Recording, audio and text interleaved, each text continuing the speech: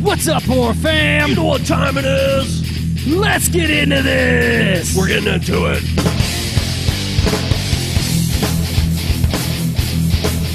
All right.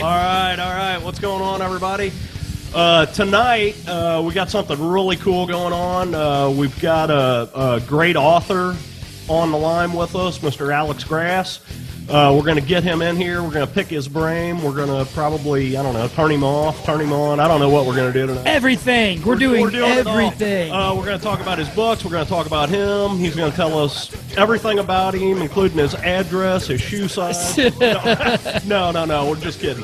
Just kidding. But, yeah, let's get Alex in here and introduce you to him. What's up, Mr. Grass? How are you, buddy? Hey, fellas. How's it hanging? Good, Short shriveled to the left. Yeah.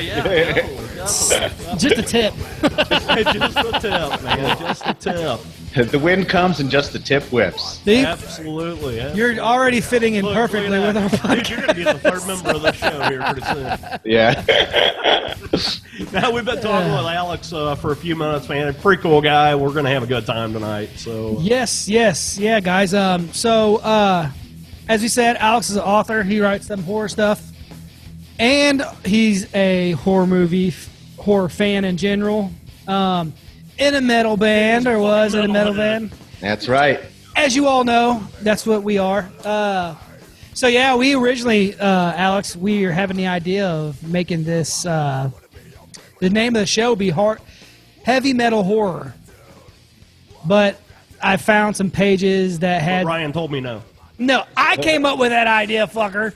But anyways, I found some other pages and things that had that. I was like, well, shit. So, Horror Chronicles it was. So this is what it ended up being. But we still talk about all kinds of shit. We love, we've done episodes on, soundtracks in horror movies, like Devil's Candy, I liked the Akashic Records one. I was just digging on that today. Oh, did you check that out? Yeah, for sure. I thought you guys were boycotting Zoom. No. That really peeved you guys off. That was like a solid 5-minute chunk about reconsidering the audio venue, Yeah, that was rough, dude. That was rough. It is what it is. And that was funny because that was our buddy DA, he's another author. Yeah. He actually lives we're in mid-Missouri, and DA lives about an hour, maybe two west of us. Mm-hmm. And kind of met him the same way we met you, really. And he's a great guy. He does some cool stuff, too. We're not here to talk about DA, damn it. Yes. We're here to talk about Alex. Yeah. DA, you're fascinating. I listened to your show. Fuck you. This is about me today. This is all about me. No, I'm playing. I'm playing. I fucking love it, man. I'm not that guy. When you're like, we got a great author on, I'm like, oh, far out. It's a panel. Who they got on? Yeah. Who the fuck else is here? Dude, call DA. Oh shit. Just kidding. No, man. I know we're gonna talk about your books a little bit too and stuff, but honestly, as you if you heard our Akashic Records episode, it's kind of how we go, man. We like to talk about stuff and just flow with it. We ramble a lot. But when we have people come on, we like to talk. We found out you're a horror head, and you're a metal head and stuff like that. So we talk about that stuff too. So what got you into horror? Movie-wise, books, whatever it may be. Well, I read it when I was younger. My mom used to buy me stuff in bookstores, and she had no idea what it was because she was sort of like I love my mom, but I told her, you have terrible taste in men, my father included. By the way, I'm so close to my dad. My dad's here right now visiting me from Tel Aviv, and we get along so good, but still I'm like, she was like, her version of bad behavior was she had a cigarette with a friend at a party in college, yeah, while she was at a Carnegie Mellon, and I was really living on the edge, Yeah. And, the phrase, she worked in the prosecutor's office. First time she found a pack of cigarettes on me, she's like, I'm taking this to the forensics lab. I'm like, that's It's like, okay. Mom, you don't have to do that. I'll tell you what it is. Yeah, exactly. It's good old fashioned American tobacco. I wouldn't just let that lay out. I had a drawer that I kept locked. That's what Good thing she didn't find the weed stash. So, are you more into like the horror books or movies or? When I was younger, it was really like all media because when you're a kid, you don't. I think when you get older. And it's interesting because I actually do. I think about this the last episode I heard with you guys. It's like you sort of truncate shit and you go into branches, and then you stick in your branch, and that's like, And I just when you're a kid, you don't see that. So early, when you're an adult, you're like, oh, I like books. I like horror books. I like horror movies. And shit just doesn't work that way. So when I was a kid, it's kind of like you see the classics, right? Because you're watching a shitload of movies and it's not content like it is today. So it's whatever they got on, So, and especially when you see something when you're young, it really informs your experience going forward. So like for me, the real horrifying stuff was like when I saw body horror as a kid, like they had this movie called The Dentist. To me, that was like yeah. Oh my God, I saw that. I could not sleep for days. I don't know why I watched that. That was The Dentist. I mean, shit. And and it was like so fucking gnarly and so well done too. That was old Corbin Burnson, wasn't it? Yes. Yeah. He's a great actor. He is a really good actor. Yeah, man, that's awesome. Yeah, and so that, and then my mom, like I said, she would go in the bookstore and she'd buy things like based on how the cover looked, which could be super misleading, especially when it comes to like omnibus graphic novels, right? So she bought me like the whole Sandman when I was like Neil Gaiman's Sandman when I was like 10 years old. She had no idea what it was, right? To be honest with you, I don't think I know what that is. Well, it's about the main character is death, and it's like death's relatives, and like you got like a heroin addict, and there's like a fucking I don't know what they like. There's like a transsexual, and like there's all kinds of elements that you definitely wouldn't want a 10-year-old seeing. Yes. Right. Yeah. But that. Yeah. Go ahead. Well, I find that with myself. We talk about that quite often, like with my kids, because my kids love horror. They love scary stuff. Like, so they're like, "Hey, I want to watch this," and I'm like, "You can't watch that." Yeah, I mean, well, it's also interesting because when I was younger, I mean, I'm gonna assume we're like pretty close to the. I'm 30. I'm 36. So I'm 37. He's 105. You're old. All right. I'm 50. Well, minimal. All right, I'm 50. I grew up on 80s thrash metal. There you go. There you go. And fucking Anthrax before it was cool, right? Fuck yes. Yeah. But I guess it's like for me, it was the shit that was around, and there's things that take an outsized place, like like Pumpkinhead when I was a kid. Fuck yeah. Love that. Dude, Pumpkinhead. And what I really love is I love a story that has like, it has a good fucking art design element. Like you got like if Stan Winston's in there, it's killing it. He directed that movie too. And then you have I like the certain tropes of horror movies. I think they're always excellent. Like you got like witch, wizard, shaman, sage, something like that. Yeah. So you got the old crone in that movie. He's like, Ed Hardy, you might not be able to pay the price. Yeah. And then and I think in a lot of great horror movies, you're watching like not only people battling the big stakes in terms of combating the supernatural, but what you're also looking at is oftentimes there's a tragedy that they're dealing with at the same time. And I couldn't quite get it when I was a kid. So you saw this little kid die, and it was probably pretty. Oh yeah, that sucks. The kid died. Let's move on. Yeah, well, exactly. Or I was like, man, I wonder how much easier my life would be if my brother stopped breaking into my room. Because you're a kid. You're a little piece of shit. I mean, like kids are innocent, but also check out Lord of the Flies, man. It's not quite. Oh God. Yeah. It's not quite the way you think it is. You know what I mean? That's like we talk about all the time, you know, the scariest thing out there. There's monsters, demons, and all that stuff, but the scariest thing out there are humans, man.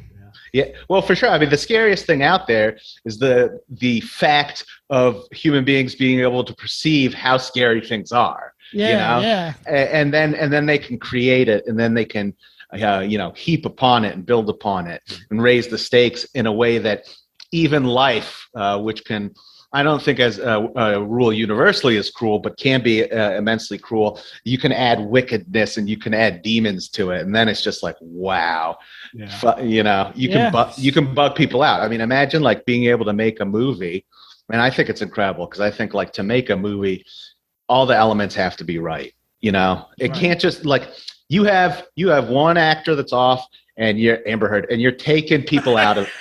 You're taking people out of it, you know? Yeah, exactly. You know, like fucking, I'm just like, okay, whatever. Yeah. You know, that part of this year is gone.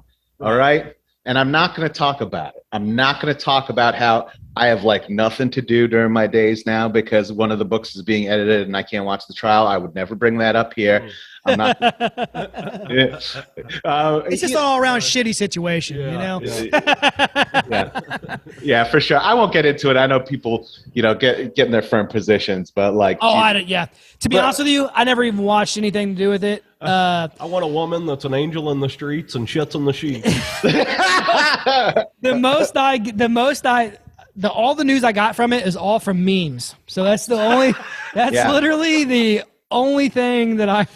Well, that's all. I know. For me, you know, like I said, like my mom was a prosecutor, so like I used to go into court all the time. And for me, the best way, I'll just say this for anyone who you want like some free legal advice, don't take it because free legal advice is worth what it's priced. But you know, like just answer the questions. Don't perform. Yeah. Don't try to perform.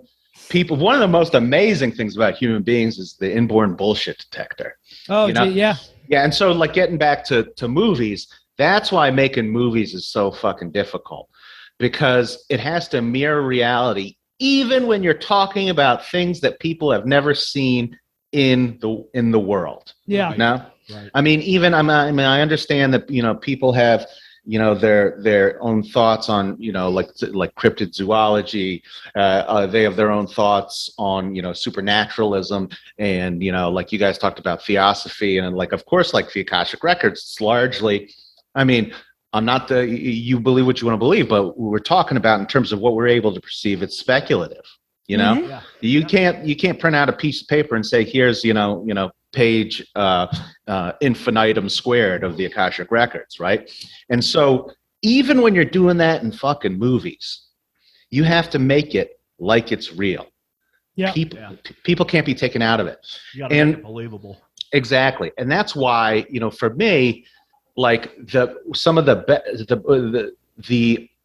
auteur, the director who did the best job of that for me, John Carpenter. Oh, bam! Did we just put on the best friends? Yup. Dude. Yeah.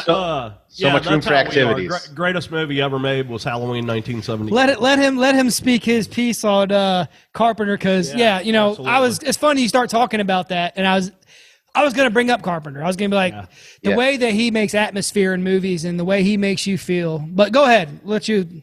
Oh, so you know. People point to Halloween. The issue with Halloween is like a Mike Tyson, you know, like it's almost kind of like so much ink has been spilled and so many, you know, words spent on describing what's like you're talking about the canon of fucking horror movies. Right. You're talking about like the standard for slashers. Yeah. You know, I mean, really, you're talking about the standard for slashers, and you're talking about something that was so fucking popular that even though he initially envisioned it as being an anthology, right? Because you have like Season of the Witch, the sequel that comes out, people are like, no, we have to see Michael Myers, right? You know, and I think that's like, I'll get into Carpenter, but the thing about Michael Myers that's so compelling, first of all, you have.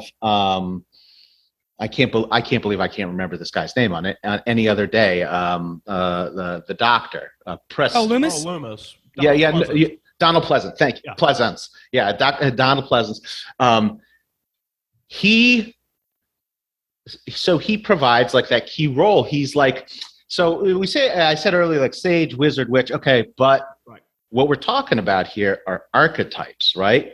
Mm-hmm. We're talking about things that people see and they recognize either because they've seen it in their own life or they know from culture what that figure is supposed to represent. And he represents, sort of like he represents, I think, like either the wise old man or the wizard, or especially because like we're anchored very, very strongly in like basically the myth, various mythos. And I don't say it like myth is like, oh, it's fake. I mean, like the mythology of Judeo-Christian civilization, right?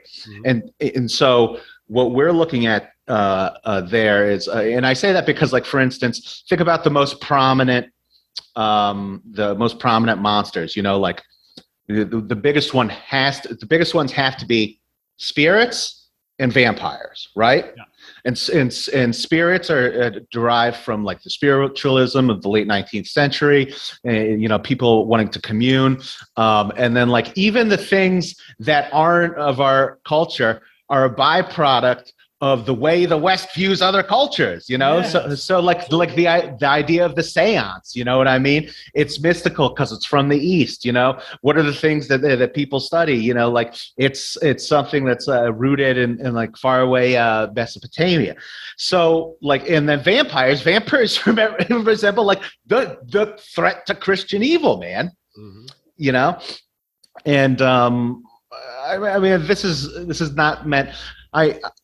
I think that the way that people come to old archetypal characters, it shows their ability as artists. And so, like, if you think about the way that someone can tackle something like the vampire, like for me, the most interesting shit that's ever happened with vampires, it's either no, it has to be Guillermo del Toro for me, it has to be. Because he like just, you take it and you create this. What he did is he incorporated like larger fears, and we didn't even know how scared we were of like pandemics or disease spread until recently, right? But the idea in Blade 2 that like this is a disease that's being spread, and just like other diseases, it mutates and it becomes more powerful, Yeah, right. And Blade 2 is just such a great fucking film. Oh yeah. But I gotta say, one of my my favorite representations of vampires is 30 Days of Night. Excellent. I mean, the way that they did that, the vampires there is just fucking killer. I mean, that's the way I would picture like what a vampire should be. Like what it would be if you're bloodthirsty. Yeah. And that's. You got the romantic, the romance from it back in the day. That's, they're seductive and all this stuff. But I mean, think about it. What the fuck is seductive about somebody who's fucking dead, cold? They have no heartbeat. They're fucking, in real life, if you think about it, you would never want to fucking touch something that's cold to your touch and has no fucking soul. Yeah, for sure. Nobody out there ever ends up with a cold, soulless partner. Come on. I guess. Didn't you just say something about no punchlines? I guess I'm lucky. I'm lucky in that aspect. Yeah. I mean, yeah. You're lucky. You're lucky. I'm lucky. My wife's cool as shit. So is mine. We've been together 20 years. Yeah, well, good on you, man. That's awesome. Yeah. But what I was going to say is kind of getting into what you were talking about, how we view other cultures, and how I think of it kind of like how humans are all connected. So no matter where you're from, no matter where you're from, you're going to think vampires are crazy. No matter where you're from, everyone's scared of the dark for a reason. You're not scared of the dark. You're scared of what's in the dark because it's in your DNA. Yes. It's in your dyna. Yeah. but because unless you're in prison, then it's in your butthole. Sorry. Or And if you have a generous penitentiary partner, perhaps some washes off into the shower drain. Yeah. Please, no spillage.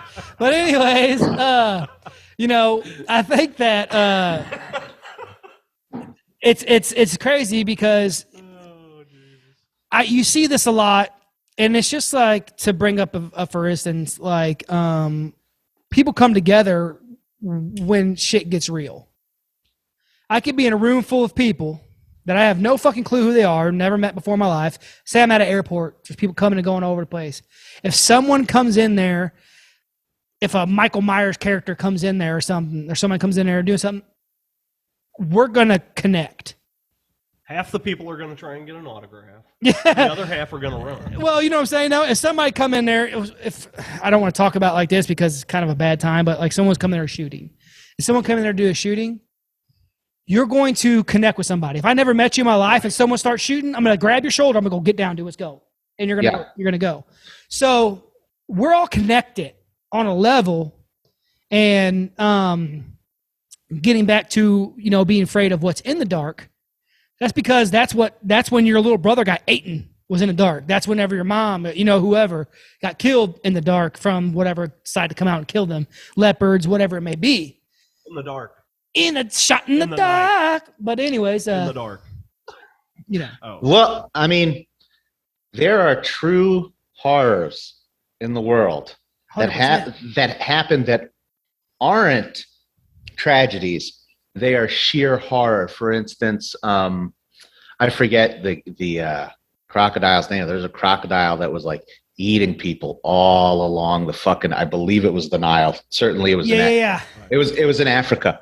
I can't imagine anything more terrifying. God forbid your last moments are, you see the last remnant of the fucking dinosaurs come out with a fucking jaw, basically, half the size of a full grown man, and dragging you down into like the black water. Darkness, yeah. Yeah. In the dark.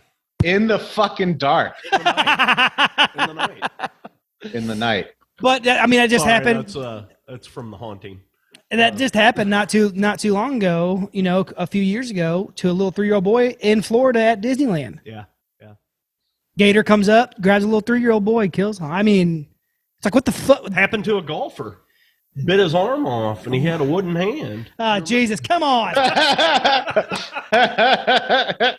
Yeah, I know. And then, but you know what? Ultimately, I remember reading that story. It was a redemptive story because he found a guy who was lost in life, and he helped to impart his golfing gift to him. And then that guy saved his grandmother's house. He did. He absolutely did. Yes. Ryan's sitting here like, what the hell are you two talking about? I know exactly what the fuck you're talking about.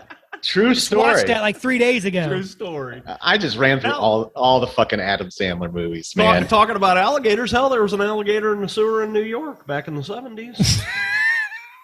I just watched that movie the other night. Come on. Dude, there's everything in the sewers in New York.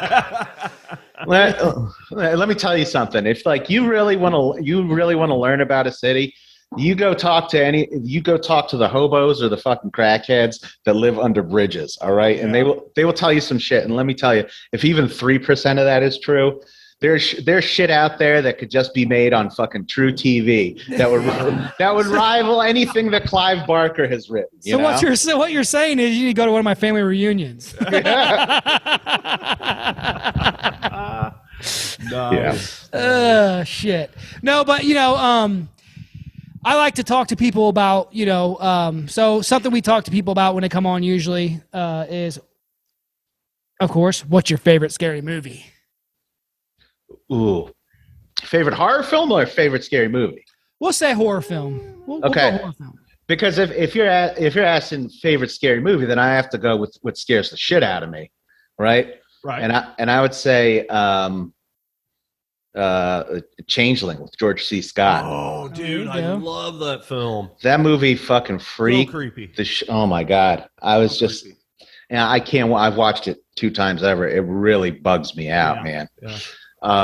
It still holds up today because I watch it occasionally. And oh yeah, great. Yeah, that movie. There are certain movies that hold. Look, I'm gonna answer the fucking question, but there are movies that Sure, hold up. you Like, will.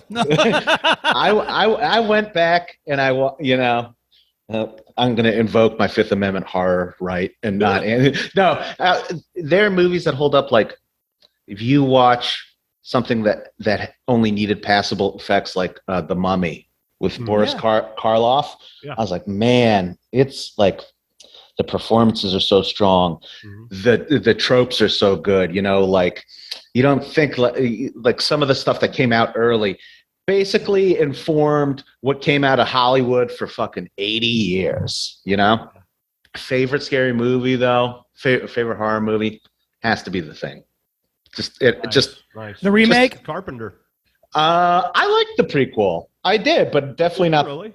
Yeah, I liked it a lot. I like. That Carpenter's The Thing is a remake. Yes. Yeah. When I really enjoy something, I only go to the source material after I feel like I know the real thing. So I watched The Thing. I mean, I'm sure I've watched it 50 times. I'm sure. Yeah. And I know people throw out numbers, because they're like exaggerated, but I'm sure I've watched it 50 times. I don't think I've watched it 50 times, but I've seen it quite a few times. Yeah. Great film. Yeah, but I mean, like Carpenter, we were talking about this for all the reasons that I enjoy The Thing. That's really what I like about all of Carpenter's movies. Like the characters are so strong, so fucking strong, and you know them, and he gets into what makes them tick early, and because the thing is, if you know a character, then you know exactly what the stakes are, even when they're not on screen. Like with Dr. Loomis, right? That whole thing, his view of Michael Myers is that he's evil, right? And it's what's really interesting is in that time, like in the 70s, you're talking about, on the heels of like, I mean, maybe not directly the same time, but like behaviorism is very popular. So the idea that like people's actions are consequences of circumstances. And Dr. Loomis, who is a trained medical doctor in that movie, says, no, this man is just evil. Yeah. This man is. Yeah. And that's why we love that movie so much, is because Carpenter did so much with so little. Yeah. And, it's crazy how a character can scare you and you never hear them speak. Oh, you never hear, you hear him breathing, just breathing through the mask. Carpenter was just so great, as we always talk about, with atmosphere and the way he does his music, his scores, and I mean, just the right perfect timing and things like that. It's little things like that make a movie or break a movie. It's the whole picture, right? I mean, that's what we've been talking about here. Carpenter was amazing because he could do the whole fucking thing himself. Yeah, we talked about that. Now listen. That's not completely true, and I know there's all kinds of players out there. Yes, of course there are. Yeah, course. I mean, Carpenter did things simply. Yes, I'm not saying that his movies are simple. It's just his mind, the way he thought about things, the way he put things together. He's like, I don't need to show you everything to cause that fear. Well, that's what made the fear, is that you did the not knowing is what was exactly. And that's why we talk about it a million times. We're not going to go too far into it, but that's why, like with Rob Zombie's remake of it, the brutality was great and all that stuff, but if they would just done away with the background story, with the first 15, 20 minutes of the movie, I mean, we didn't need that. The whole point of Mike Myers was because you did not know. I mean, for me, Rob Zombie, it's like when he riffs on a really great aesthetic idea, because that's his strength. Like what you're seeing, what you're hearing. Yeah. Rob Zombie, he has a reverence. I think for like grindhouse movies and for the slasher classics, but this is not to denigrate him, but it's a very different type of mind that is very strong with storytelling. you know? Yes. And John Carpenter, if he lived 2,000 years ago, would be sitting by a fire in the middle of the night spooking people. Exactly. Yeah. Exactly. Absolutely. You know, because Fuck, have you seen him lately? He could do that now. Yeah. yeah, I love this. So, like, you know, apparently what he's really into now is video games. That's You what I know? hear. Yeah. Yeah. But and he scores all kinds of different stuff. He's back to scoring. He is, I mean, the interesting thing to me is that the one movie that he didn't score, my favorite, The Thing, was scored by Ennio Morricone. And they asked him, "What did you do?" He's like, "Well, I listened to John Carpenter's other soundtracks and I tried to mimic that." You know, There you go. Yeah. and it's really, you know, like I didn't understand. I didn't ever assume it was Carpenter because, you know, like I actually knew Ennio Morricone by name before I really knew John Carpenter by name because of like spaghetti westerns and because I really liked The Untouchables, and so like some of the scores that he had done, I'm like, man, that shit's just cool, you know? Yeah. But what that it's basically taking a musical or a tonal theme that John Carpenter used. The beginning of The Thing, it's just a bass line, but oh boy, does it set it up, you know? Yeah.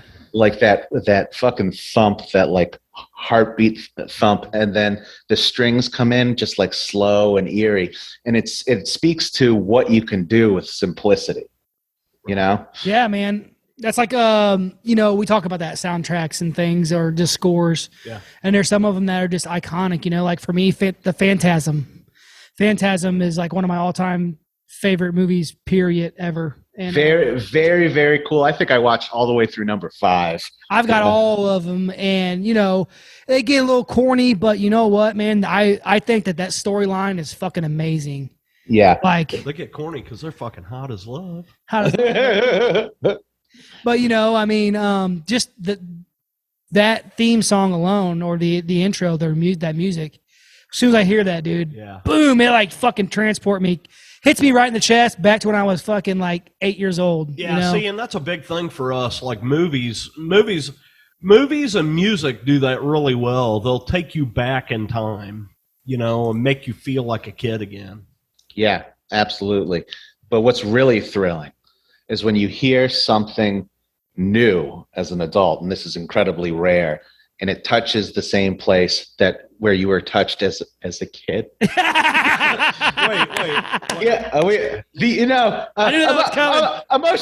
Emotionally. Oh! I was like, wait a minute, what are we touching? It touches you in the same place where your uncle, or another movie. Where another Father movie. Flannery? Is that you? Oh my God, that running bit in Deadpool, I fucking love that. You know, like Outmaster Kevin. But yeah, you're right. You know, there's when you it's like it's like when we first saw The Conjuring.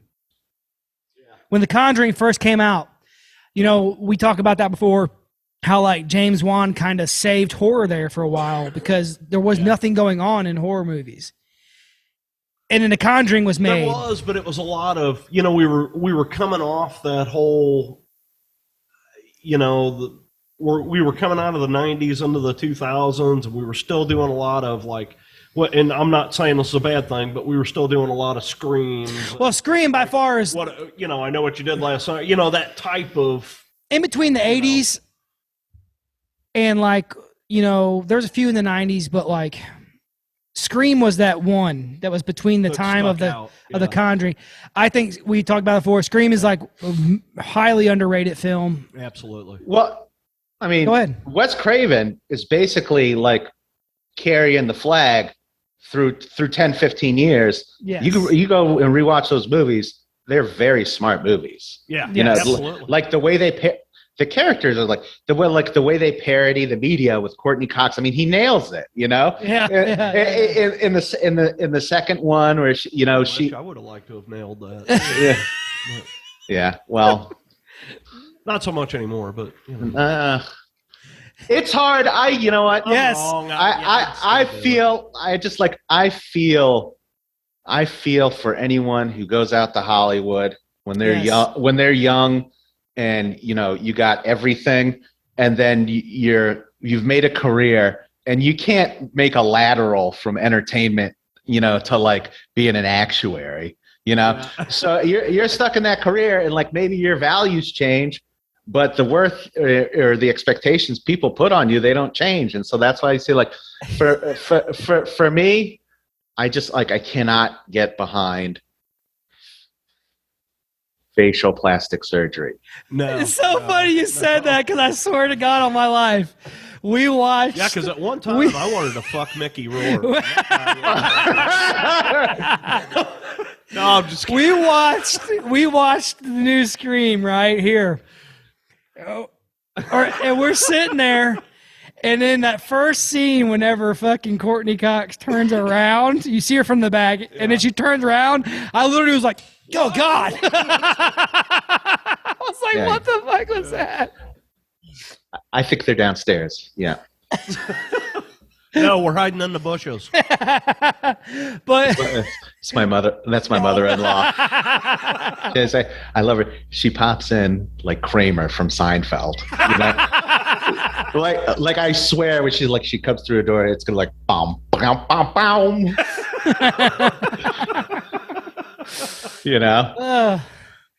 Let's just keep her off comedy stages then. Yeah. But no, that's funny you were talking about that, because then you look at her, you compare it to like Jennifer Aniston. Yeah.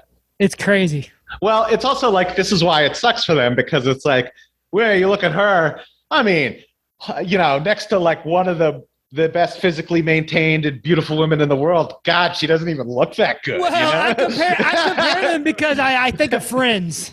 Yeah, for sure. But you know what I mean? But like, I have the experience because like I'm in New York. So sometimes you see like celebrities in person, and like you see like celebrities where it's just like, you don't understand. Like when you see them in person, they're like a different species. You're like, wow, you're like really good looking. Yeah. You're like good looking that like maybe it's like sending out like a chemical or something. The pheromone, that's what I was listening to a podcast.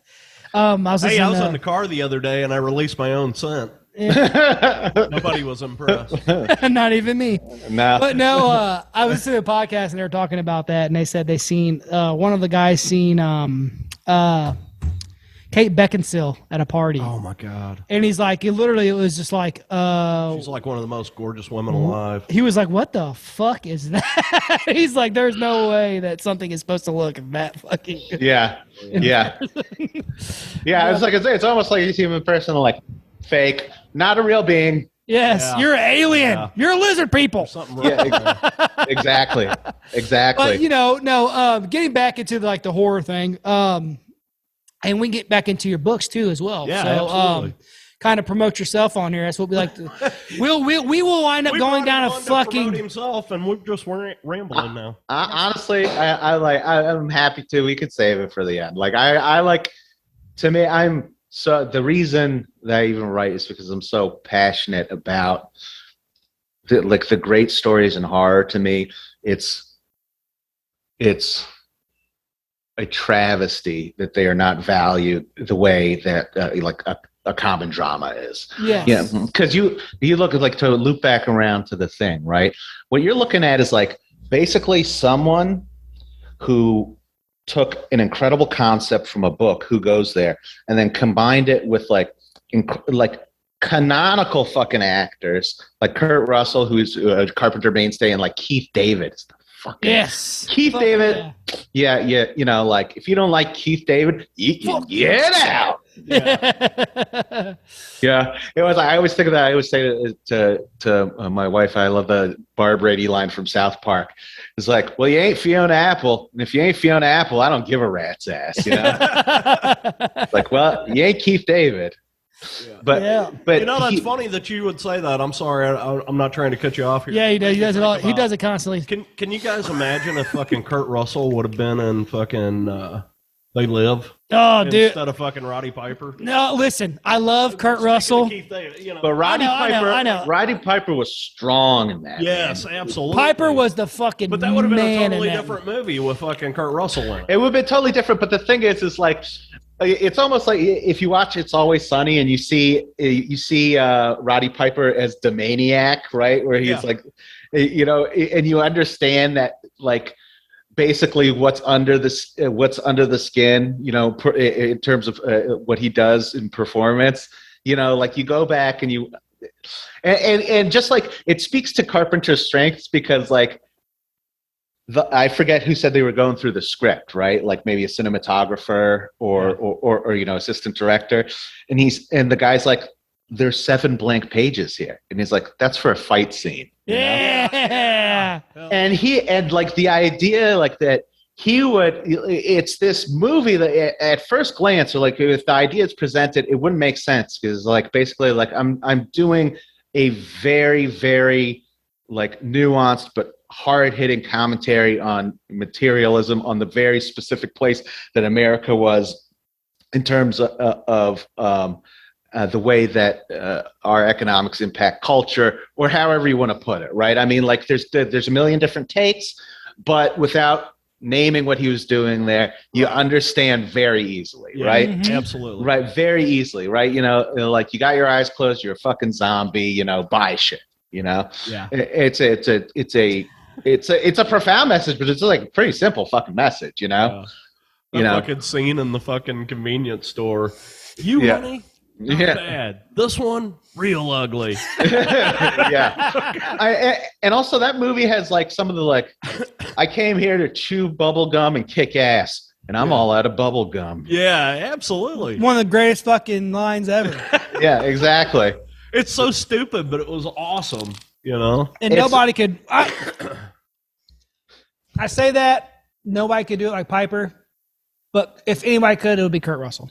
Yeah, well, because you know he can pull off the like a some dude who's seen some brutal shit, and he just maybe he's phased about it, but you'd never know. Like Jack Burton. Yeah, like Jack Burton, like Snake Plissken. Yeah, you know, all the reflexes. Yeah, exactly. That whole intro to that movie too. Yeah, when he's driving that truck, I fucking love it. It's so good, and it's like, and it's got all those fucking. I wish I could remember like all those nonsense lines in it too. Yeah, I'm just like, fucking Carpenter. He's the man. Yeah, but like the idea, like you get back to the fight, he had the vision and he had the fucking guts. You know, and he's like, I don't care. We're doing some sophisticated fucking parody, but I'm going to give you one of the most iconic fucking action scenes ever. That was a great fucking scene too. And what impresses me is like when someone makes a choice, a very strong choice for who they want to have in their films. Mm-hmm. I think of James Gunn, right? Because if you've seen Peacemaker, right? You know, okay, John Cena makes sense 25, 30 years ago. Yeah. So that's a very particular choice. But he knew, he had a vision, he had faith, and he delivers. And then you got the guy that plays Clemson Mern. I can't remember the actor's name. He's a fucking Shakespearean actor over in the UK. Yeah. So it's that kind of confidence as an artist and creator that shows through in the story. It's almost like it's like the pixie dust, the magic that's in the air. Mm-hmm. You know that you're being, you know that the message is being carried to the mountaintop. You're not leaving the story. You're in it. You're in it. And it's not just the protagonists that do that. It's like when you get that one character, God, I can't wait to watch that motherfucker get his head chopped off. You know what I'm saying? Dude, if you hate somebody on screen, and you cannot leave that hatred on the screen. Like for instance, what's the name of Walter White's Skyler, the wife in Breaking Bad? Oh yeah. She said people would scream at her in the streets. Do you know how good of a fucking actress you have to be for people to like really not be able to separate in real? I mean, I'm not talking about a couple of crazies. I'm talking about everybody. Yeah. Like people hate you for doing a great job bringing them the art they want to see. Yeah. They hate you for it. Dude, that's funny. The one person that I think of that just popped into my head was fucking William Atherton. He was in Ghostbusters. Oh, yeah. This guy has a dick. And then he was a fucking complete cocksmoke and fucking real genius too. Oh yeah, and Die Hard, right? Absolutely. He's the scumbag. He always plays the fucking scumbag. Yeah. And like some people get pigeonholed, and it's just like, but you're so good at it, You see that guy in a straight role, and you're like, wait, that's not the same guy. What the hell did you do to him? It sounds funny. But have you watched Stranger Things? You watched Stranger Things? Yeah, sure. Yeah. Oh, dude, the new season. I loved it. But there's a girl on there who's like a bully. Uh-huh. And I find myself, I'm like, God, I fucking just can't wait for that fucking bitch to get her fucking shit. Yeah. You know what I mean? To the point, I was watching it with my son, and my he'll be 9 in July. Mm-hmm. But I was watching with him, and he's sitting there, and I'm like, there's a whole group of these kids picking on somebody. And I fucking hate bullies. I hate that shit, And I teach my kids how to fight. I don't know if you know much. I used to do MMA a long time ago, martial arts a long time, whatever. But I told my son, I'm like, you see that shit? I said, that's a fucking bully. A bully. I said, I fucking hate bullies. I said, don't ever do that to somebody. I said, you see how that kid's crying? And that's what really got me, was the way the kid was crying. Yeah. Now give me your lunch money. And I'm like, go make me a sandwich. No. I was like, you see how that kid feels? I said, you don't ever want to make somebody feel that way. I said, you ever see that shit, you put it into it, And that feeds. So the main next day the kid comes home with a black eye. Yeah. Well, that character. It's like, Dad, I wish I didn't skip ahead 3 grades. It's really hard to defend people. That's fucking funny. Well, anyways, never mind. I'm not gonna get into it. But because my 5-year-old punched a fucking 11-year-old in the face the other day. Oh god! But the kid hit him on top of his head, like hit him pretty hard. My son's like, turn around, hit him. Say, well, you do what you're supposed to do, But anyways, what I was gonna get at is that character who's crying on the ground makes this character, who's the evil fucking little shit, even more of a better character. Yeah. Because the way that one's acting is feeding your fuel for this fucking one, who's doing a great job of being an asshole. And you're like, it's just like you talked about. It's that people don't think about it, because when they talk about chemistry, they're always talking about, like, sort of for me, which is like, unless it's actually a romance, right? And there are very few excellent romance movies. I mean, I haven't seen that many, but few have been made. Like I think like Blue Valentine with Ryan Gosling and Michelle Williams, and that shit was so fucking sad. I could only watch it one time, but it was like a brilliant fucking romance, right? So when people talk about chemistry, they're always thinking about that. But the truth is the best fucking chemistry that you can have is between the good guy and the bad guy. Yeah. Mm-hmm. Absolutely. If you have your story. Exactly. I mean, think about like I always think like Superman and General Zod, Yeah. And in terms of Christopher Reeve and Terrence Stamp, maybe it wasn't incredible chemistry actually between Hackman and Christopher Reeve. Was probably better, a little punchier, a little funnier. But the characters, and that's where we loop back around to like what people recognize. They recognize, like this is a type of person. This is outside of science fiction, outside of horror. This is a type of person, a person who's like, I know what's right, not just for me, but for everybody in the world. And it doesn't matter what I have to do it. And, like the people who don't agree with me, they aren't really people.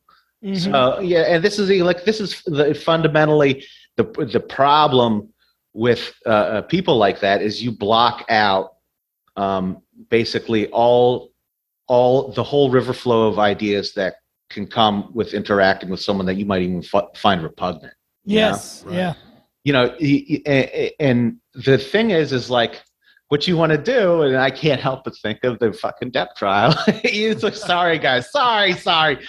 But like what you want to do is if someone's a clown, you want to let them talk. Yeah. Oh yeah. You want to let them put their own foot in their mouth. Yeah, exactly. Mike Myers doesn't have to fucking say what he is, because his actions in a terrifying way indicate exactly that. And, more than that, his silence adds to it, right? Yes. Right. But the reason why a trope of movies is the villain monologuing, it's because it makes perfect sense. Yeah, that was my the Randy Blight from Lamb of God High Screech. That was my 3-year-old. I was thinking Tatiana from fucking Ginger. Ooh, there you go. That's a fucking good one. That's a fucking good one. I always think about I know this is totally nebulous, but in how Arch Enemy had 2 female singers that could sing. Both fucking phenomenal. How the shit did that happen? It was crazy. I met fucking Angela in St. Louis, years and years ago. Gorgeous. And to walk up to her, she is just absolutely gorgeous. And to hear her sing, it was fucking unbelievable. It's so funny. I sent a video. I sent Pisces by Ginger.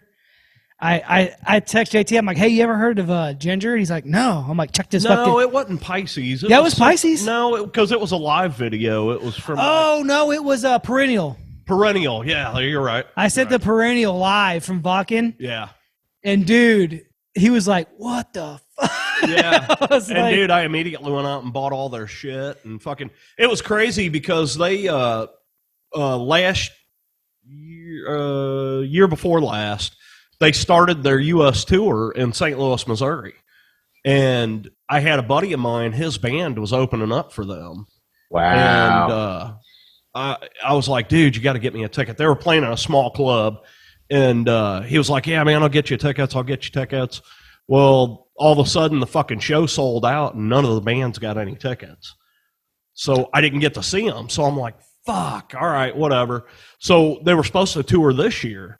So as soon as I heard about it, I immediately got on and I got us tickets for it. And then they canceled the tour because of what's going on in Ukraine, which, I mean, I don't blame them. It's crazy. It's a fucking tragedy what's going on over there. But, dude, I'm so upset that I haven't got to see them yet. Yeah. It's funny because my reference point. So I have a brother who used to live in the Ukraine. He lived there for a long time. One of his baby mamas is Ukrainian. So he is people over there. And so I sort of have this natural touch point because, I got relatives and in-laws. And so I really, before this whole thing happened, I was a huge admirer of, Alexei Novikov. He won World's Strongest Man 3 years ago. Mm-hmm.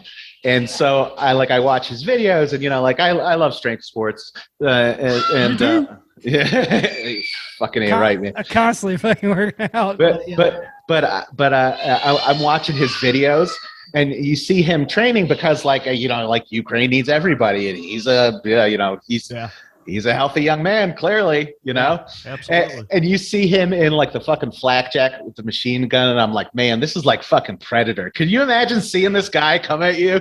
You're like, fuck. Was it who was weren't those two? Oh crap! Why am I drawing a fucking blank? The Klitschko. Yeah, I mean Vladimir Klitschko. He was him and his brother. Yeah, for sure. They were, but one was the heavyweight champion of the world in boxing. Well, they both were at points. They both were at points. Vladimir and Vital. I believe the other one's Vitali, and they both have PhDs in sports science, and they both were in politics, and they both look exactly the same. Yeah. So if you just want to say Klitschko, people will get what you're saying. Yeah. Well, funny, another one. The guy who played, God, I can't remember the lead character's name, which is bizarre because I watch Blade 2 probably once every 2 months. Oh, but yeah. The vampire. Wesley Snipes? No. Remember that one? No. You talking about Frost? Deacon Frost? Oh, no. In the second That was one. in the first one. I'm not talking about Dorda or whatever. What Stephen Dwarf. Yeah.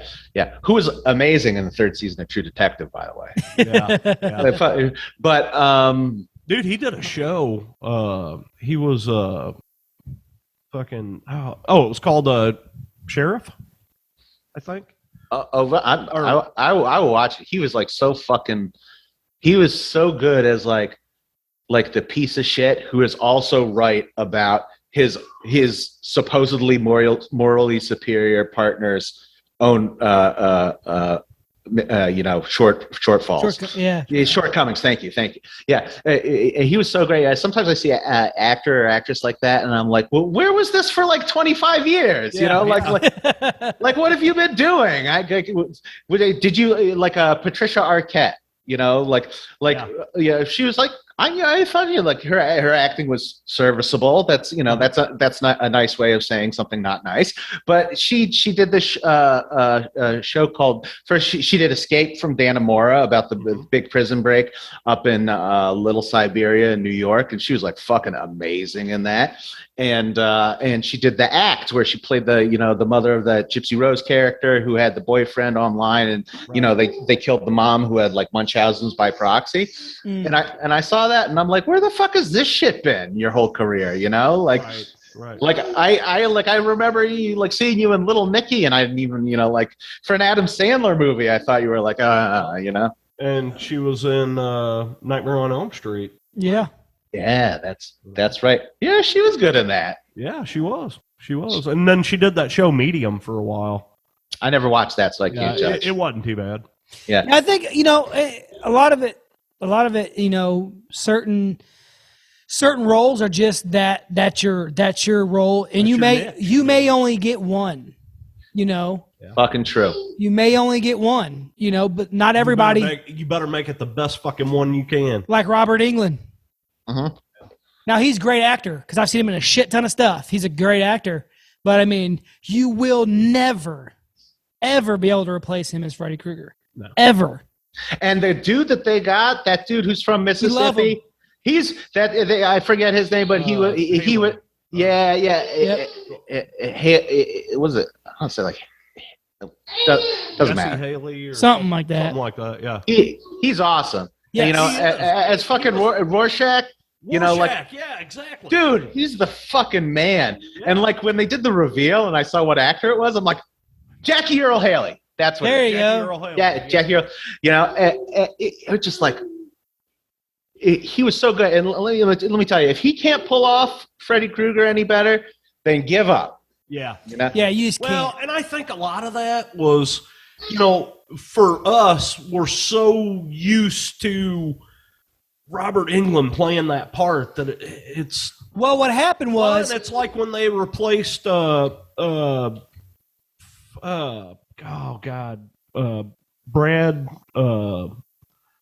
the dude that played Pinhead. Oh, Bradley. God dang it! Go ahead and say Bradley Cooper. No, I stopped myself, fucker. Bradley Cooper's very first role. Bradley was his name. He was 6 years old in that movie. Bradley Cooper was. You fucking Tony Todd is fucking Candyman. Well, there's so many. What they did right with Nightmare on Elm Street, even though every one of the movies had a different director aside from the original and New Nightmare, is they kept Robert Englund. Yeah. That was him the whole time. Dude, it's so funny. You can't see it in this picture, but up here I've got an 8x10 of something that nobody hardly ever sees. It's got Kane Hodder, Tony Todd, and Robert Englund in the same picture. That's fucking awesome. When they were making the movie Wishmaster. I like that movie. People rag on. I like that movie. I don't think it gets enough love. Yeah. Sometimes movies like they don't love either. Sometimes movies they just don't have. They just come out the wrong time. Like sometimes a movie it's just like. I think this is rarely the case, but sometimes it is just okay. You just don't get it, and maybe it will. Well, that's like for us. A lot of people, and this is, it's 50-50. Hurt feelings here. It's 50-50 on this, but a lot of people love Hereditary. I think that is one of the most boring fucking movies I ever watched in my entire life. I have a hard time with I don't know. It started a little strong for me. You know what I mean? It is boring as shit, but it's also just I don't know. Yeah. I hate to be this guy, but just I feel like all the movies I could appreciate where kids die early in a film happened in my early 20s and teens. Yeah. Right. And then after that, I'm like, you know what? A very good storyline is sufficient for me. Child death. It's one of those things. It's there's probably enough of it going around. 100%. Yeah, don't get me started. Yeah. I don't know. Yeah. Did we talk about that in our Akashic Records episode? We talked about Dr. Sleep. Or was it episode? Yeah, we did talk about that. We talked about that. We talked about adrenochrome before that. We had an episode about adrenochrome and stuff like that, And Dr. Sleep was hard for me to watch. That scene with the boy that gets killed, That's real tough. But you know what? I found that movie. The movies can be the response is meant to be visceral, right? Yes. It's it's supposed to punch you, right in your grape nuts, and fucking reading something, even though it can take you to a very incredibly sharp emotional place. It's because it's building, right? Yes. So I read Dr. Sleep. And for me, and we were talking about it in the beginning, one of the reasons I got into horror writing is from reading that book. Yeah. Because I love the movie. Yeah. I love the movie. Don't get me wrong. I thought it was a very good movie. I just, when it comes to children, man, it's hard for me. It's hard, and you don't want to be that person because it's just it's sort of like the annoying. I don't doubt that being a mom is an amazing thing, but when I hear someone say there's nothing like being a mother, I'm like, yeah, there is. Fucking shooting a shotgun while you're on a roller coaster, high on meth, sitting next to a supermodel. Clearly that would be, for me, comparable. And you know what? The other thing is, having that experience doesn't wake me up in the middle of the night or poop on me. Unless I wanted to. Right. Yeah, right. And then you got to have a whole Amber Heard situation to bring it back. Exactly. But no, and I tell JT that too, because JT doesn't have children. And I told him, I'm like, listen, I don't think that everyone should have kids. I don't think it's whatever.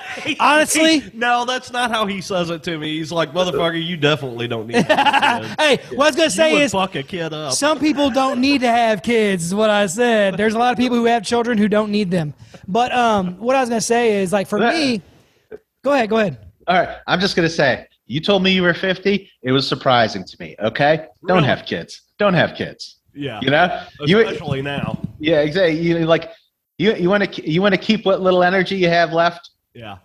See, and for me, like I was telling him, my son just asked me this. My 5-year-old just asked me this the other day because to him, I'm the fucking strongest man in the world, and I'm the 10 foot tall and bulletproof, and I'm only fucking 5 foot fucking 6. But anyways, with a 10-foot dick. Yes. Walking is hard, literally and figuratively. Joe C, bitch. Yeah. 3'9" with a 10-foot dick. Never mind. The ladies. Anyways, my son's like, Dad, what are you afraid of? And I literally I am afraid of nothing in this fucking world. I don't give a shit. I'm not afraid of anything, and that's just being real, except for something happened to my children.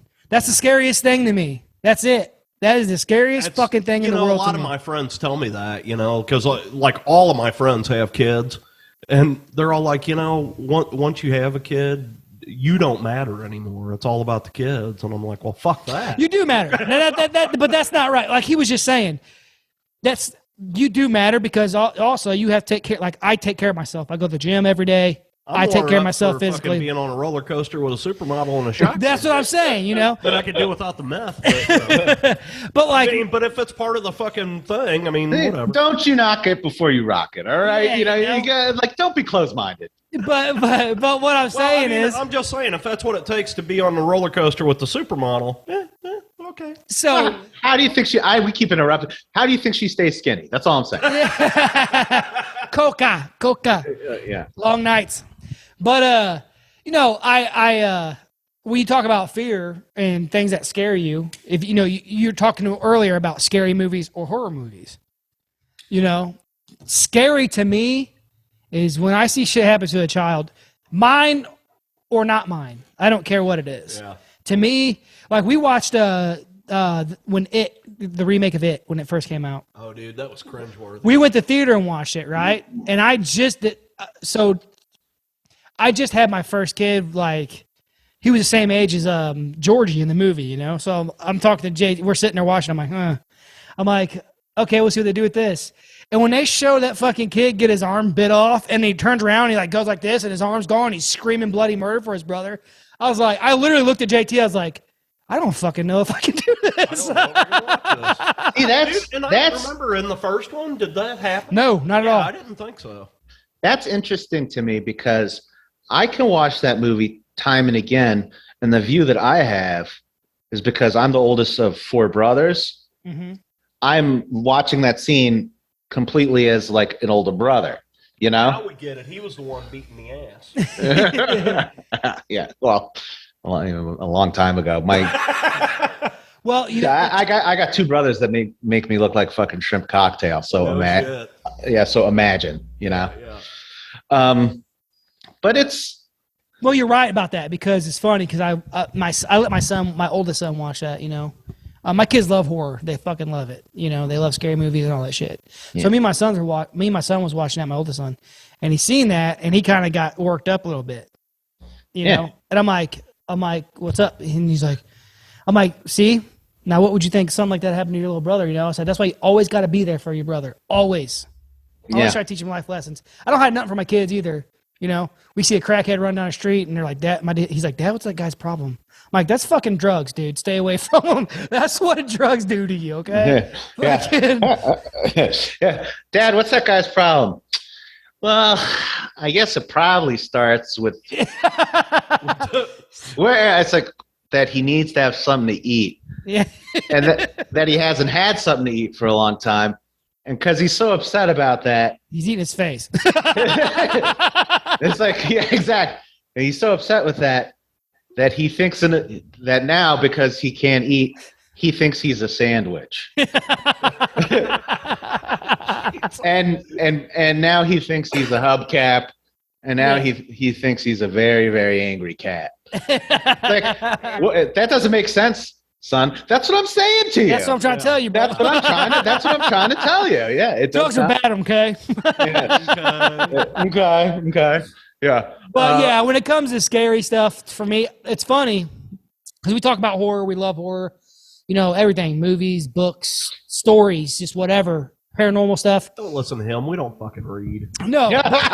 Hey, we don't have to read. There's books on tape. But audio books. But anyways, what's funny about it is like I just said, really, I'm not scared of a whole lot. It's funny to me. I don't understand why. I think about that, and then I think about why the fuck do I love horror movies so much, and I'm not really fucking scared. Because a lot of people, that adrenaline. A lot of people watch. True. A lot of people watch movies, horror movies, to get scared. Girls that go to I keep watching new movies, hoping I find something that scares me. Well, but here's the thing: the horror genre well precedes fucking horror films, right? Correct. And so when you're reading it, what you're digging into as a reader is not the adrenaline induced shock, right? It just maybe a few moments, but what you're digging into is the lore and the themes and the ideas and the characters inside of the movies. And I find that people say, yeah, they want to be scared, but true horror fans, what they admire most are the new characters, or they appreciate what certain directors do with the films as a whole. Yes. I mean, if you're saying you know, like with all due respect, I'm just not believing the adrenaline thing because, like, if you love John Carpenter, you're not there for jump scares. You know, Correct. You're there for the whole fucking. You're checking off all the boxes. Right. Like, See, but for me, like with that, like kind of what you're talking about, like the adrenaline thing, I've always been a fucking, I don't know, like I love the battle between good and evil, the fight of, you know, if you're, whether you're watching like a movie of, like I just watched the Exorcism of God. mm-hmm. Oh, is that any good? Which is good. You got to watch it. Okay. Yeah. So I guess I'm watching that. So it's the I've always been that way. I like the fight. I like the battle. I like the freaking, you know, the war going on. It may not be a war, but let's take Halloween for instance. You know, the whole, you know, Jamie Lee Curtis and Mike Myers. You know, Laurie and freaking, you know, that battle. The mental battle, all that's going on there. I've always loved that. And that does feed my, I don't know if it's adrenaline, but it feeds my brain oddly. I don't know. Yeah. It's weird. It probably touches on things that would, you know, almost seem absurd to talk about because it's like what you're invoking there is like hope and courage in the midst of adversity. Yes. You know, because it's like sort of the remarkable thing about Jamie Lee Curtis is like she's not just known as being like a strong character in facing off on Halloween. She's known for strong characters, right? Yes. You know, so it's sort of like the things that you admire, they come to typify further performances. Like we were talking about, like once you're a dick in Hollywood, it's hard to not be a dick. You know, yeah, because like we need good dicks out there, and not just the good D. You just need the good D. Yeah, exactly. I mean, like you can speak literally, but figuratively speaking, you need BDE from BAD guys. Yes. You know. Yes. So, and it's so hard to like go through life and live up to the standards that you set for yourself or that people that you admire set for you. Mm-hmm. And so I think that like, oftentimes the most compelling characters are the very, very, very imperfect ones, you know? And I think, you know, some like the prime example of that, we're talking about like Dr. Sleep. There's no more flawed character than at that point, Danny Torrance. You know, and you're seeing him after The Shining. What you're seeing is like a guy who completely failed to learn from his father, who was the embodiment of like self-induced and externally induced psychological and supernatural evil, respectively, right? Yeah. Like he totally succumbed to it. You saw everything that was wrong with it. You saw how it ruined your life. And what did you become? You became that fucking guy. Mm-hmm. Yeah. And the idea behind Dr. Sleep that's so strong to me is that it plays on all the things we're talking about, not just in the story, how he has to reform himself personally, right? He has to get spiritually right so that he can perform supernaturally to protect people. Yeah. Right. Not only that, but he has to understand that everything that matters is completely outside of him, and that the beauty of being the good guy is that you realize that you don't matter. Yeah. Exactly. And so, like at the end of the thing, the only satisfying conclusion, even though it leaves a big hanging question mark, the only satisfying conclusion for people who are desperate for the good guys to win is that they die. Yeah, right? Exactly. Yeah, you know, it's funny. Yeah. Well, it's like I'm gonna bring it up because I know you hate it and I love it. It's like Supernatural. I don't know if you ever watched the show. It's Supernatural. Freaking love it. But I tried to get into it. I really admire what they're doing. I think I haven't given it a good chance. Yeah, I literally, honest with you, I didn't keep up with it. I literally watched the entire 16 seasons in 3 months. Wow. That's dedication And and laziness. That's it. yes. Isn't this an amazing world we live in? It's both. It was for research purposes.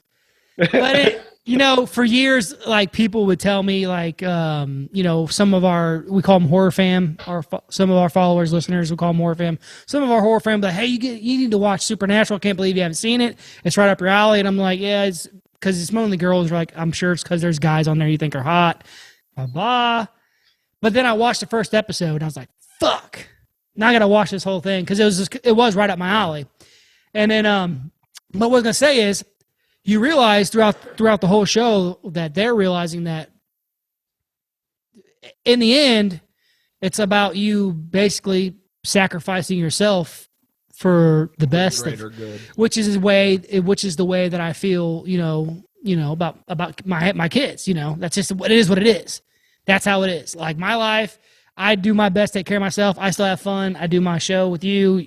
We do our thing, but end all be all, I'll try to stop a fucking freight train if it's going to save my child. Like, I'll jump into the mouth of a fucking tiger, whatever it may fucking be. It is what it is. Or that alligator that was swimming up the Nile. Yeah, fucking crocodile. Fuck that guy. Do you know what I do for my kids? Do you know how many times I've listened to super simple songs and Bob the Train? You know how many fucking times? I'm a fucking hero. Do you know how many times I've watched the same movie 17 times in one day? Yeah. Back to back for fucking 12 hours.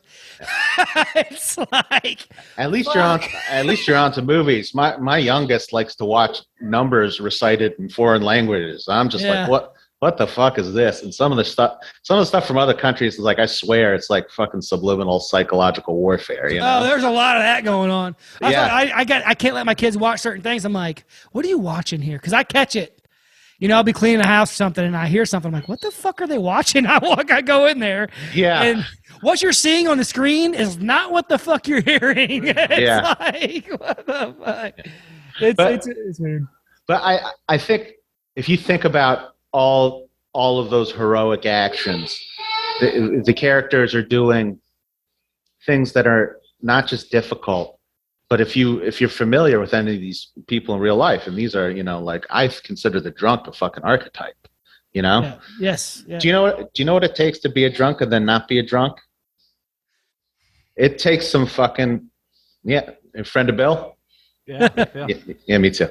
It's you know what it fucking takes? It takes some fucking shit, and it takes, and if you get through it in the end, being able to push away your denial, also, and being able to see, look at the shit that I've done, and look how I can't repair any of it. Right. And it's my fault, and I live with it, and I'm not a victim. I'm not a fucking victim. No. I did that. And the only choice is, to move forward. Fuck yeah, keep pressing. Keep press and go, man. Yeah, stop talking about shit. Do shit. Like David Goggins says, conquer your inner bitch. Yeah. I don't know if you follow Goggins. No. David Goggins, he's a retired Navy SEAL guy now, but he was 300 and something pounds, 340 pounds. And they said he would never make it through SEAL training. So he's like, all right, fuck you. If you like, like you said, you like strength sports, all that kind of stuff, all this other jazz, you would love David Goggins. He's a real motherfucker. Wow. He's just like, shut the fuck up, do what the fuck you need to do, conquer your inner bitch, stay hard, motherfucker. That's what he said. That's basically what he says, Yeah. It's like some fucking Andy Priscilla shit. Yeah. Well, but like I find like one of the things that I love about, like, for instance, strongman specifically, it's so positive. The people in the community are so positive. Mm-hmm. It's so friendly, but there is no room for victims, Right. Like if you, like some of the things like, like fellowship, right? You got the sayings, you got the slogans, you guys got the same thing, like stop whining, work harder. Yeah. Don't be a victim, right? And that is so. change that, right? First of all, most of the time, if you have nobody else in your life, the way the character Danny Torrance has nobody else in your life, there is no incentive to change, right?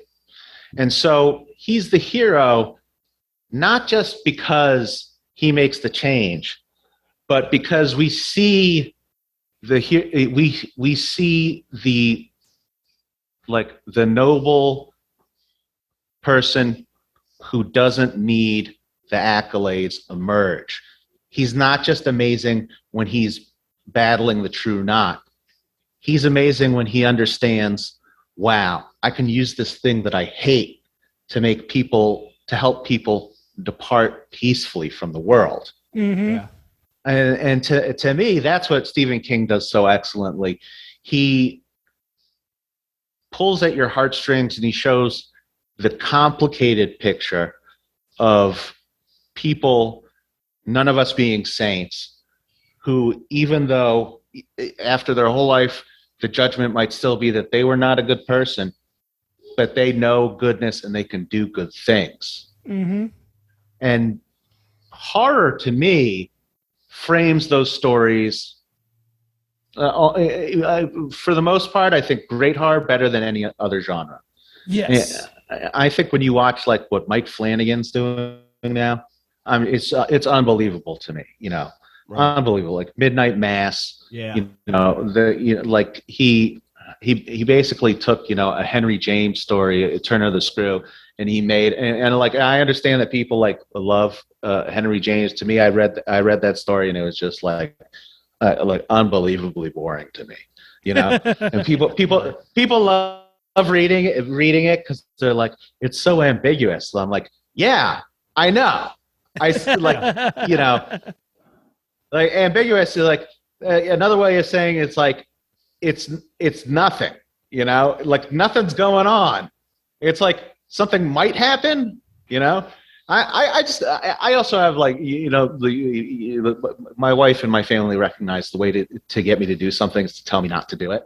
Right. And so like I have real beef with like like some stuff that to me is in literary or film canon, but like it's never been explained why.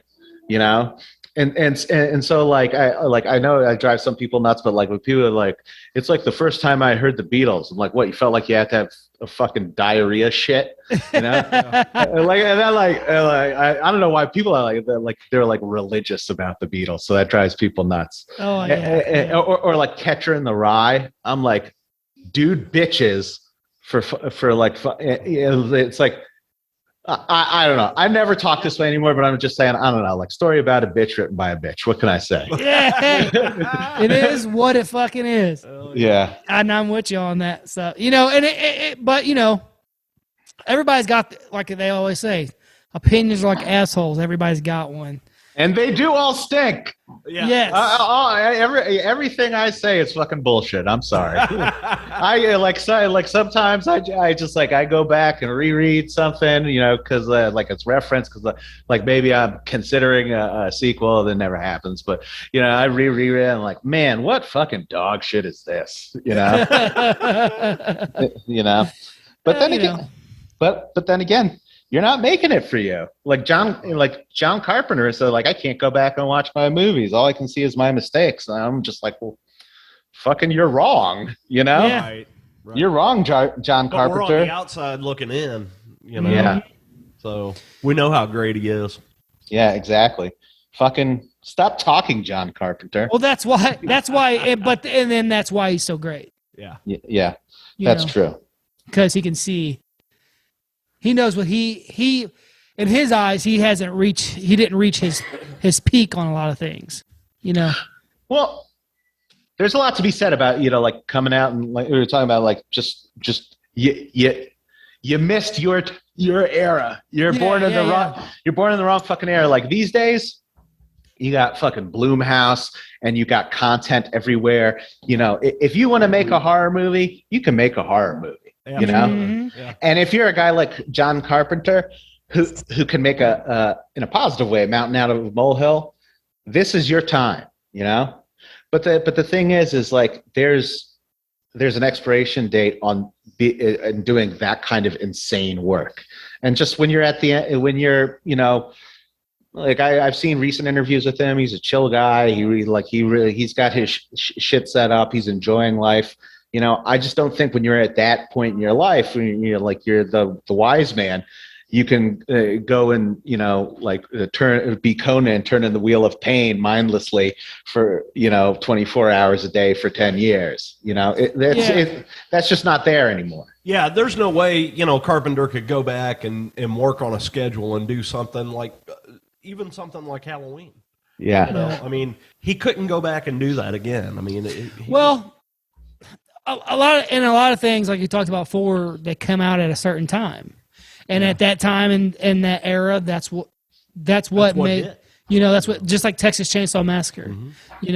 At that time in them years, it's like we talk about all the time. There's no more. That's why internet fucking, for as great things it does for us, it ruined a lot of shit in the world.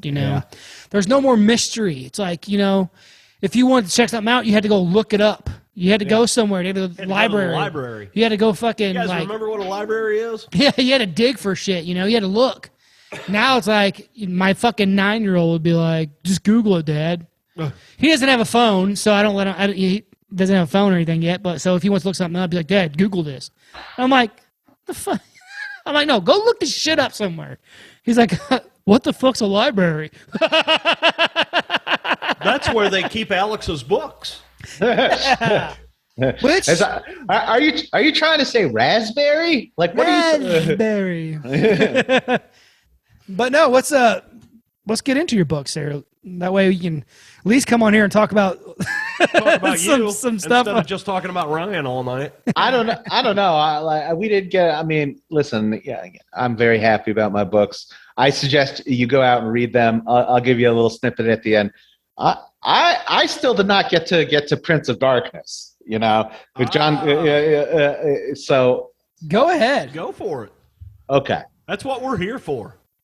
So for me, all the strong elements of John Carpenter's work are present in Prince of Darkness. The soundtrack brings you in. You see the characters immediately. He does show, don't tell. Like you see in the beginning, you understand what's going on, right? The Catholic priest dies, right? You hear maybe a snippet. You hear the professor, and so you understand that the I forget the actor's name. He's another guy. He's the one who plays Professor in Prince of Darkness. He struggled with alcoholism for years. Interestingly enough. But you see the interactions between him and Donald Pleasance, who's another, I guess he becomes the carrier of the Order of Sleep. And you know what's going on based on their interactions. What's incredible about that is it's so simple, but so impossible for so many directors to do, Yeah. And you see the strength of John Carpenter movies and how they frame themselves very, very early. Within 10 minutes of Prince of Darkness, you're taking basically dense, weighty information, right? You're taking like a biochemical, basically a sort of science-focused view of what the Antichrist is, right? Yeah, and you're taking the elements of the secret society, the Order of the Sleep, and you're taking sort of like the familiar like conspiracy theories surrounding like the Catholic Church having very secret doctrines and secret things hidden in secret places, and you have it all right away. And not only that, you understand what the characters' wants are. Right, you see that there's one student, and he's a gunner. He wants to like not literally a gunner, but like he's he's cutthroat. He wants to go out there and he probably wants to consult. He wants to make Go get her. Yeah. Yeah, exactly. He wants to make a shitload of money. Probably wants to work for Lockheed, right? You see this woman, and she's conflicted. You know, she's taking this class with this physicist, but the physicist is known to be sort of like a scientist philosopher. So she doesn't know what she wants. You see the I forget the actor's name, but the tall blonde fellow, and you know early that he has like a, well, I guess today it would be kind of like a stalkery sort of obsession about this, Creeper. Yeah, exactly. No, I think he has like, he's like infatuated with this woman. What's amazing to me is it early, and you look at like the Thing, right? You see Kurt Russell, the way that he looks up when he's told a storm is coming, right? It tells you about an awareness of danger, right? But a willingness to face it. Yeah. And the way he coolly assesses it, it's so consistent, throughout the story, and it's so consistent throughout Carpenter's work that you have these strong performances that he can bring out of people, but also their motives are understood, right? Right. To me, very, very, very few directors can do that, And the other thing is, we as viewers are pretty impatient, even more so today. Mm-hmm. But when you see someone who is enraptured, really taken in by like excellence in a person's chosen art form. I always think of, like we had an accidental introduction to my mother-in-law earlier. This woman, my mother-in-law, Marianne, she cannot sit still for anything. I mean, she's a grandmother, and I swear to you, if I left her here for 8 hours, there would be lemon pledge on the ceiling. Like it would be like CDC sterile in here. We had The Exorcist on. She sat down. I'd never seen her sit still for a movie. She sat down the whole time. Wow. And that, to me, well, that movie is really powerful, though. Yeah, I mean, that is the feeling that I get watching a movie that I love. That's the feeling that even after being very familiar with The Thing, that helps me, that I still can reach back to watching The Thing. Mm-hmm. And that, I think, is like the feeling that any true creator wants you to have. Like, you want it, I just don't believe that it's all, there's a whole thing about like, I remember hearing like Martin Scorsese talking shit on the Marvel movies, right?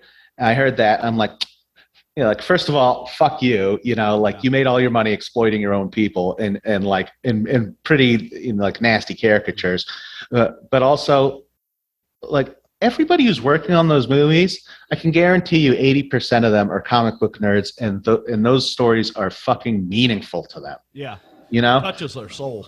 Exactly. So, like, don't tell me. And you know what? I'm sure that they were interested in that shit, at an earlier age than you were interested in, the background of the mafia or, like whatever. Well, a perfect example of that is Deadpool. Ryan Reynolds fought for fucking years to get that movie made. Yeah. He made a trailer, a fake trailer, to push it, and they seen how far the trailer got. Yeah. And they're like, okay, let's fucking make this movie, and there you go. Yeah. And you know what? That's another thing. It's like where like belief and confidence, and understanding the strength of the the art that you love goes all the way, because you know what? Boy, was he fucking right. Oh, you know? fuck yeah, dude. Oh, yeah. And it's like, it is the comic. They nail it. They Yes. fucking nail it. Yes. Exactly. You know? Exactly. And let me tell you, to make people want to see a lead character who is Canadian, do you know what that takes? And it's not about hockey. Hey. It takes Ryan Reynolds shirt cocking it on screen. John Wick, Keanu Reeves, same way. Yeah. Fucking that. I love it. Love it. But anyways, that's fucking cool, man. But no, see, it's always something for me. We bring people on. Someone gets a hold of, hey, we have an author or a director, or writers, and stuff like that, actors. They're like, okay, cool. They'll come on and talk about their stuff. We never end up talking about their stuff. We always talk about everything else, which is fine for us. But I always feel like I'm not doing my part that I'm supposed to do. So, like, why don't you at least mention your books, where they can find them, and all that stuff? I'll mention it, but I do have a specific thing to say about that phenomenon. I think people, it's sort of like, I compare it to no one's dying. That's just my kid in the background. Yeah, you're good. The ginger scream again. Mama Bear's not properly responding to his super simple songs, and he doesn't like it. So the thing, it's like when you are on the fence about a band and then you see them live, right? Yeah. And then any ambivalence you had is totally fucking removed. Yeah. And the music's like completely new to you. Mm-hmm.